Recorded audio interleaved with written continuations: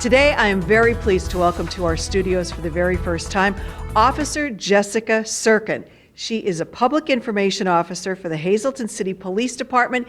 You may have seen her around for quite a while, for a year in the city or so, but full-time in this position since the end of August. Congratulations on your new job. Thank you, I appreciate that. We're glad to have you. I think that's an important position for the City Police Department. And we were talking just before this interview.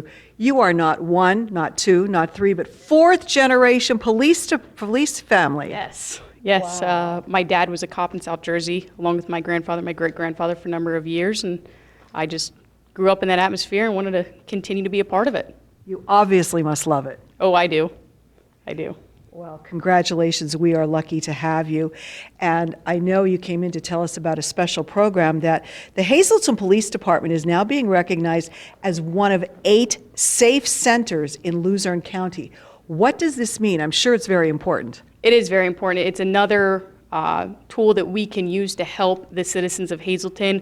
Basically what that means is we already give you a form if you are in some kind of situation, whether it's a domestic violence situation with a husband, a wife, a spouse, a girlfriend, a boyfriend, something along those lines. On the top of that is a number. You contact that number, which is the Domestic Violence Center in Wilkes-Barre. You speak with them. If they feel that you are in imminent danger, they will tell you you need to go get an emergency PFA. Now, before they would send them to other areas that are also the safe centers. Now they can come to us and say, Wilkes-Barre said I need to come get this emergency PFA. Can you help me with it?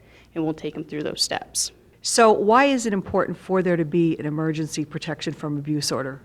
So they're important because typically when you want to obtain a PFA, you have to go up to the courthouse. The courthouse is open on normal business hours, Monday through Friday, 8 to 4, closed on the holidays, closed on the weekend. If something comes up Friday evening at 6 o'clock, guess what? You can't go to the courthouse. You need another avenue to have some kind of blanket of protection.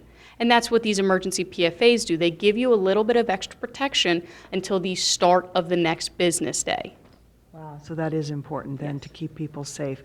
And if someone has a question about PFAs, do they contact the police department? Where's the best place to find out information? You can contact us about certain questions on the PFA, but if you want a more detailed answer, the Domestic Violence Center in Wilkes-Barre, which I can get you the number after this, you can contact them at any point. I mean, they'll help you with not just, hey, I'm in a domestic violence situation, I need to get out of it, but hey, maybe that person who's abusing you is also your financial person. They're the one who pays the bills, they're the one who takes care of the kids, things like that. They also have roles and resources that can assist you in those matters.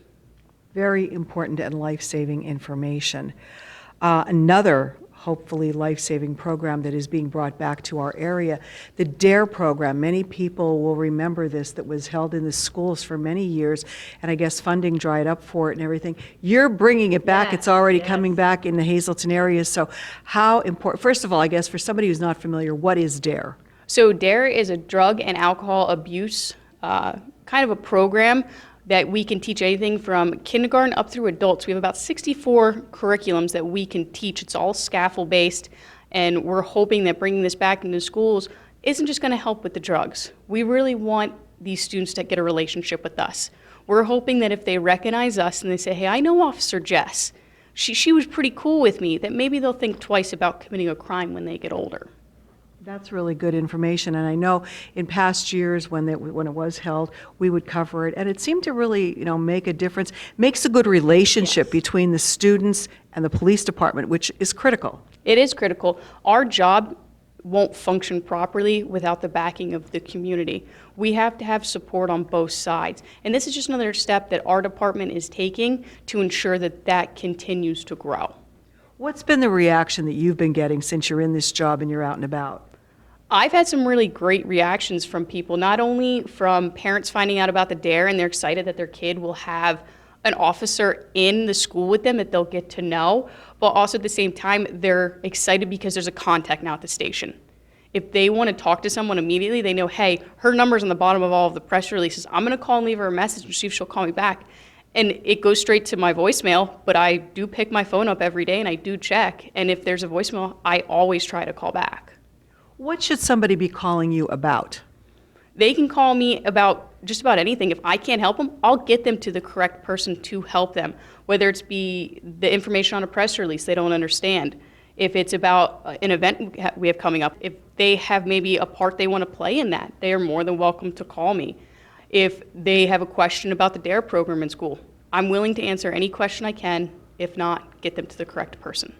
I would think in this day and age, this is a vital job, the one you have as public information officer, to keep the public relations open between the community and the police department. Crucial. Yes, it is crucial, because now instead of having the patrol guys dealing with the walk-ins every single day about questions that maybe I can answer, I can handle it for them, and that allows them the opportunity to go out and handle a call, or maybe they need to go to the bathroom or get a drink and they don't have that extra time in between calls. This now gives them a kind of an opportunity to handle what they need to.